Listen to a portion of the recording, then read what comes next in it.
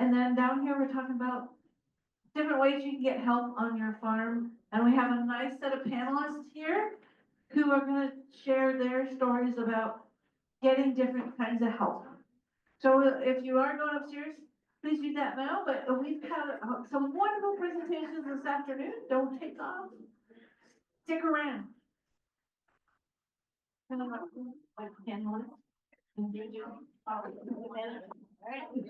Don't forget tonight's little get together from 5 to 7. We have food and drinks coming. So I'm just reminding you that there's a reason to stick around.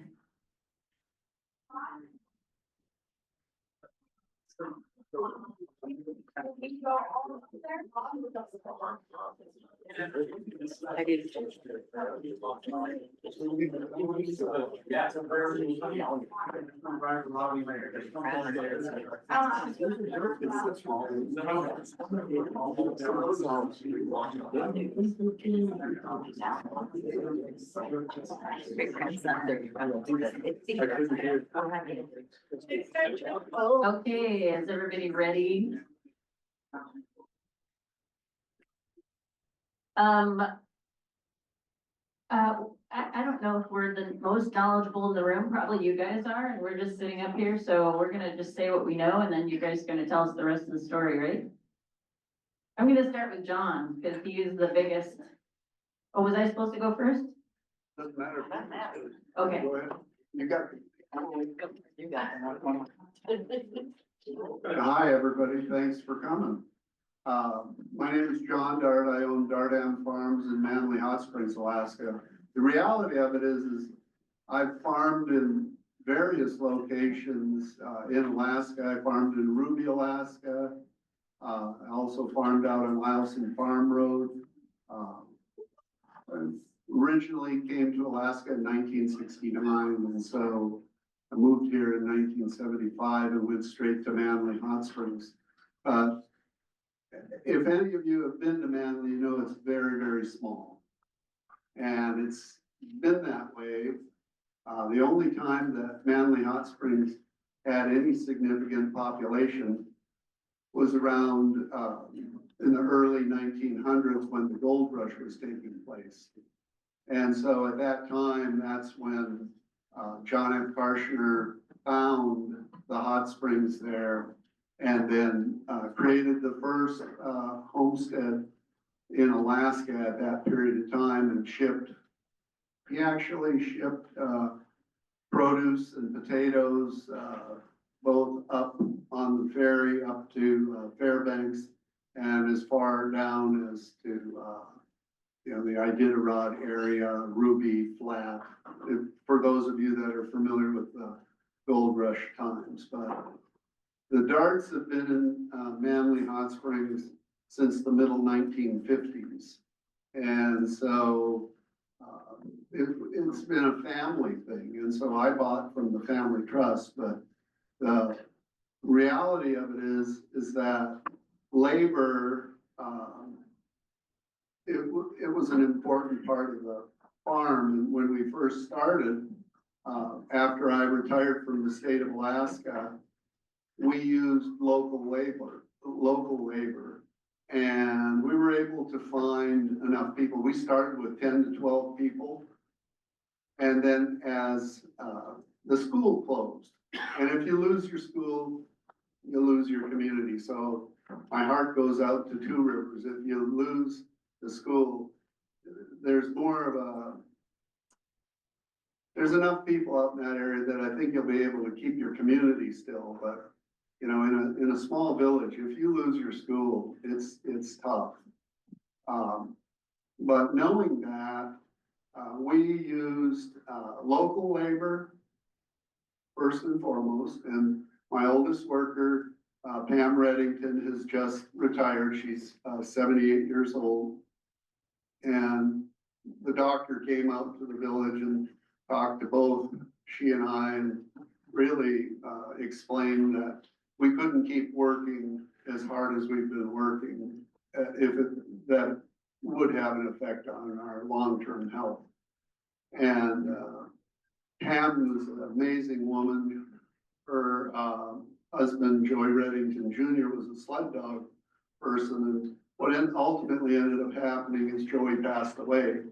And so Pam, seasonally would work for me, and it had a lot to do with why I was able to do what I've been able to do in order to bring produce to town, and Pam would watch over the farm while I'm gone. So how did you get your workers? The local workers, I mean, when I first started out, I would just put up a sign down at the trading post. And then they'd walk up to the farm, and a lot of, hardly ever, I don't think I turned away many people. If they wanted to work, I'd give them a job.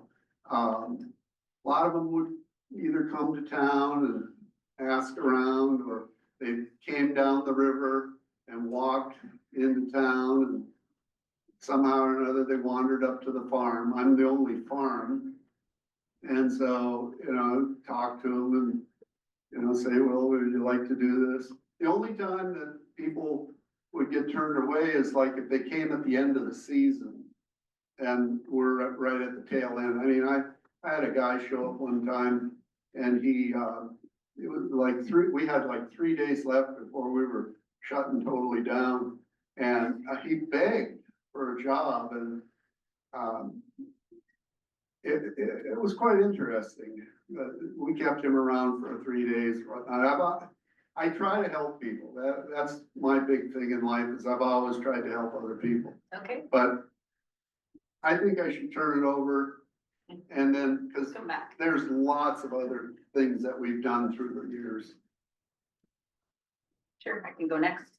Okay, so I retired as a teacher, and we moved to Eagle River because Kirk got a job down there, and I bought a piece of property, and then different things happened, and finally my husband said, I'm not going to be your worker anymore. He retired. He said, I don't want to take over anyway. So I looked into woofers. So I don't know, I got on the woofer site this morning, and it's somebody named Sunny Spruce Farm. Tracy Ann and Andrew are hosts here. I don't know them, but good on ya. I had woofers for a lot of years. I had some really good woofers. A woofer stands for Worldwide Opportunities for Organic Farmers. And they're basically privileged kids that get to travel around and not earn money. So you're getting privileged kids. And so you might have them showing up in high heels and pulling a suitcase going, oh no. Or you could get some really good ones. They apply. And so you pay $30 a year or something to be a host, and they come for 2 weeks, or they come for a month. Or I got really lucky and I got a British submarine sergeant, and he spent his summer vacations with me for 2 years, a month at a time, and we built the sauna together. So that was really awesome. But you can get some really bad ones, and so I couldn't give her anything. Well, the worst one I had, couldn't give her anything to do except for pick dandelions. And she said, which ones, the white ones or the yellow ones? So anyway, if I were to do it again, I would definitely have a firmer rules. I had one that said I can't get my hands dirty. I'm like, oh dear. But I had girls show up and they'd say, let me run that chainsaw. I'm like, yeah, here's how it works. So, it's a crapshoot really, but, anyway, woofers, we had a place for them to stay. We ate with them at our table. A lot of ones came back because a lot of places got canned food instead of what we were eating. So they said this is the best food in Alaska. So, because we eat Alaskan, right? So anyway, I'm gonna turn it over to Margie question? Worldwide opportunities for organic farmers. Yep, woof, but the woof is a big thing. To be a woofer. Missy, were you a woofer? You have to be an organic farmer to host a woofer. Well, okay, we had 1 year where there was the police that came around, because they can only work 4 hours a day. So apparently I had to rescue, I won't say which farm, but I had to rescue a woofer from up here because he was working 12-hour days and not getting fed. So we did have the woofer police one year, and, so you do have to be careful and, of that, but there were plenty of woofer farms down in South Central that were not organic, but they were still, going there, yeah. Okay, well, I'm Marge Illingworth and live in the Salsha area. And I have for the last, well, 20 years or so, used strictly high school labor. Our, labor pool is discovered, shall we say. My daughter is a high school teacher in North Pole. I volunteered a lot in the Salsha schools. And so we would, get the kids that way. We started out actually doing fundraisers for some of the different youth sports. And that's where we would get, a group of kids out. The best student workers have excellent grades. They are in athletics. They don't play football.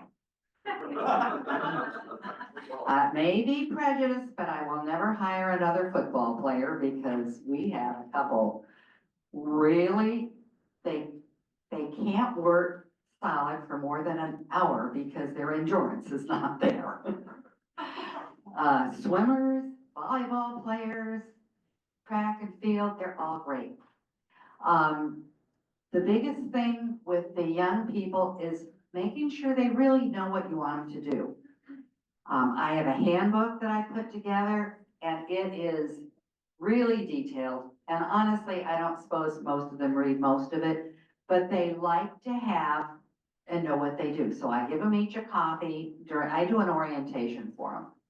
I give them each a copy and then I post a copy on the wall and most of them take pictures of it, put it on their phone.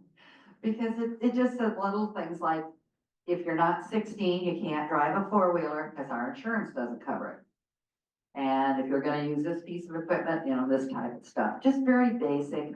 I also have had to put in no flip-flops and no bare feet. And I've actually started keeping rubber boots on hand that are, outgrown by the grandkids. The big thing though, to keep young workers and keep them motivated, one, realize that they have schedules. See, I don't hire full-time all summer.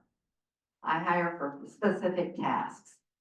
And there are gonna be times when mom and dad decide they're doing something else. So I really let the kids know, that's okay, just let me know. I'm fine with it. The other thing, Oreo cookies. I keep a tin, it's a metal tin, old-fashioned metal cookie tin, because otherwise the squirrels bite through the plastic. And I keep a thing of cookies, and that's the big thing, they all get cookies. The other thing that I'm real careful with the kids, and I'm sure you'd have to be with the older workers too, but we've had a couple of really blistery hot harvests. And we shift the kids from the field into the pack house and back out again on about an hour basis. And it maybe slows things down a little bit, but yeah. I also keep tons of water bottles, just the plastic reusable ones and big things of water with ice in it. If the kids are happy, they come back. And we have we're now on second generation of some of our workers. We have a couple of them that they come back every year and they're now saying, okay, she's 4 now, 10 years, she'll be there. So, it really has worked very well for us. I usually plan double of the number of kids I need, just because I know some of them are not gonna be able to be there all the time. And with harvest, if we go 12 to 14 hours, I sometimes need double shifts.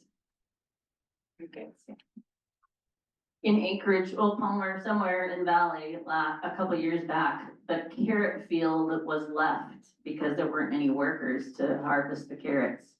And so, a lot of people are looking to what John, just was researching, and that is, foreign workers. So you want to talk about that next? Yeah,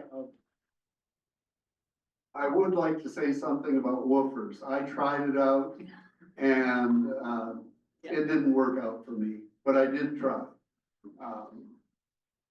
I have participated with, workers called IFE, International 4-H, Youth Exchange, and they're 21 to 28 years old. They come to Alaska and they actually visit a number of different farms. And so, they'll be in Delta Junction, they'll be down on the Kenai. They always want to send them out to Manly Hot Springs. And so we've done that for, probably a decade, maybe longer. I don't know. I haven't kept that much track of it. But what you have to understand, those adults are not on a work visa. So they're actually not paid. But what they do get is that you do a lot of fun things with them. Okay, you wine them and dine them and show them around, and they get time off. And a lot of these adult 4-H, they came from all over the place. A lot of them came from Switzerland, Finland, Norway, Taiwan. All the Europeans were really intelligent people. I mean, some of them could speak 7 languages, and they had a great work ethic, and they really wanted to learn about agriculture. Some of them came from farms, specifically the ones from Finland and Switzerland. And so they were fantastic. And we've stayed in contact with them, but they're never at the farm for very long. Okay, they might be there for as short as 2 weeks. Sometimes they stay in town and they would help my wife do the marketing. Sometimes they would come out to Manly and stay out there with me. So it varied. But I think what Cindy really wanted me to talk about is I've been researching H2As.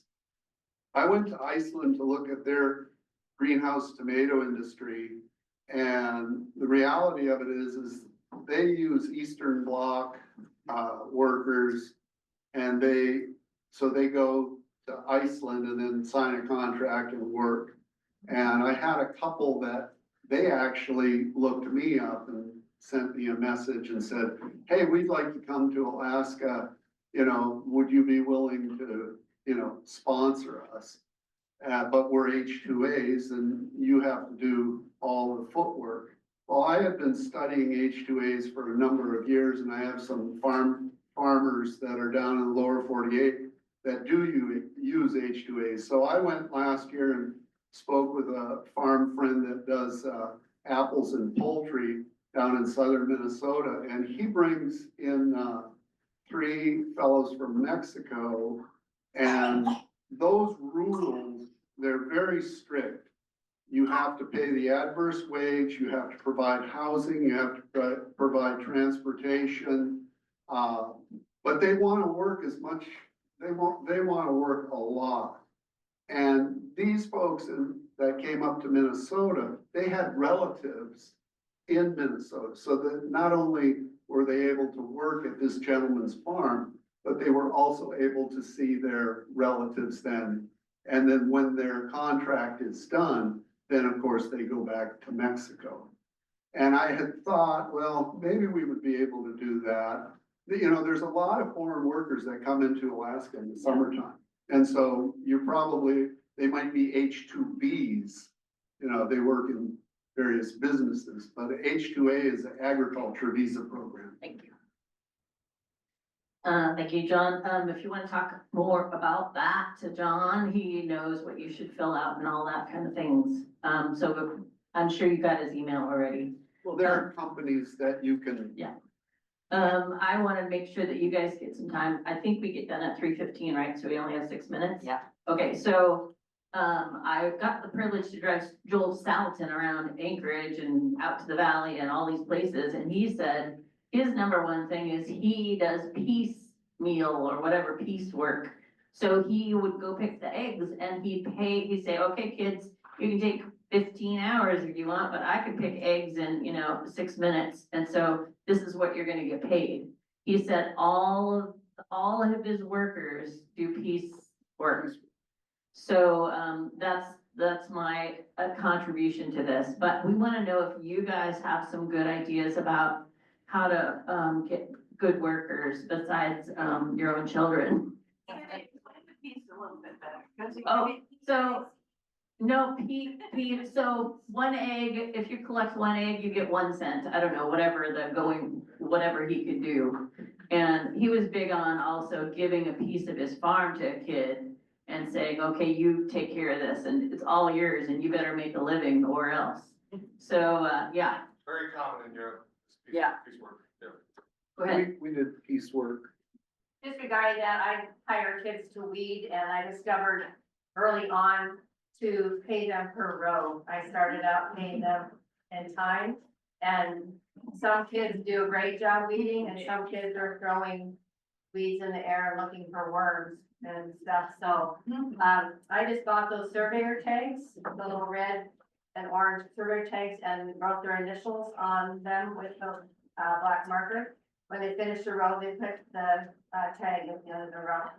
And, the first paycheck time, after I started doing that, and this one little girl, Miriam, got about double of what everybody else did, because she's a fast weeder, it doesn't stop and talk. And, so that brought the reality home to the others, and I got a lot more production. That's awesome. So, that's, if you're doing kids, and I hire a lot of local kids in Nenana. And one thing just to mention to you is, we have a radio station in Nenana that's a Christian radio station. It broadcasts throughout KIM. And there's a whole group of missionary families that work with that station. And of course, missionary families are usually, just paying on support. And if you can have anybody in your community like that, pastors or that are just living on support, their kids make great workers. And so I've hired all the kids from those families over the years. And they're so appreciative it's like the first time in their life, they have money for the time off back there. It's a big thing, they're saving money, or they could go to pay their own way to a Christian camp that summer, and they never could go before. Because they're earning a little bit of money and it's not taking away from the very meager amount of money that their parents have. So I've just had the best workers from the different missionary families that have come through. And, Excellent. Good job. Last year, we've hired over the years, 37 kids and young adults in Nenana. Perfect. We're Local, one of the local. few places they can earn money, so. Okay, in the middle, the guy with the beard, yeah. My kids hire out in the community quite a bit, and I encourage them if they have the opportunity to go hourly or per job. I always tell them to negotiate by job, because it's actually beneficial to the kids too, if they're working hard and fast, and my voice could make, we do the math, like, well, how long did it take you? And then how much you making per hour, it's considerably more if they're working fast, Right. so. Okay, in the back. Yeah, so I know there's some exemptions for agricultural workers in the state, like you don't have to pay Alaska unemployment insurance. Anyway, it seems very complicated. I hired someone, mostly full time for the first time this summer, and so just wanted to ask when people who are experienced in hiring, what are the exceptions? What are just some of the how-tos of hiring, the laws, taxes, all that. I can speak to some of that. We use people very part-time, harvest, side budding, pieces like that. Until they make $600, you don't even have to report their income. And 14-year-olds can work in agriculture. I think they go younger, but I won't hire younger than that. If you're hiring full-time, then you run into all the workman's comp and everything else. Or if they work too many hours, but most of my kids don't even make the $600. Oh, really? Yeah, because I have so many of them. Some years I have more. This year I only have 4 that went over. So if you're, We hire as independent contractors. pardon? Independent contractors. Yeah, they're basically just contractors. And, you know, because we have such a short harvest season, you know, it's 7 to 10 days, so the kids are not, even though we pay decent wages, they're not gonna be able to make a huge amount of money in that time. So it's usually just a couple of the older kids that make more money. Probably more traditional. You want me to speak? Yeah. Just quickly, Just quickly, we're a traditional employer. So our employees receive an hourly wage. They receive their social security benefits, of which they pay half, I pay half. All of the requirements that you have when you hire employees, I've paid that. And, you know, they're seasonal, part-time. In the early days, we had some full-time people, but they were still seasonal. So the laws haven't been detrimental to, it's just finding people that want to live in as rural of an area as we are. Yeah, go ahead. I can share from a personal experience. For me, I interned in Alaska as a college student. And so, from my perspective, connecting with agriculture universities and connecting with them is a huge resource. And I know from my personal experience, that was how I got here. I started my internship back at Chino Hot Springs. You know, they didn't technically have an intern program, but I was able to do that and get, you know, credit that I needed. And so that's another route, is reaching to agriculture universities and connecting with those professors, because those kids, That's a great they idea. always need interns, and that's what colleges are pushing for, is to get college Internships, students that's a great internships. idea. And so, yeah, the universities do have certain rules that they gotta have, but Yep. it's not a huge amount of it. We're at a break right now, but I have to say one thing is that I'm sitting on a board for Affect. And that's a conversation that those Affect farmer people are having. What do we do with the interns? Do we pay them full price? Do we pay them half price? Do we pay them per item? And so if you have input, talk to Callan. He's kind of heading that conversation up.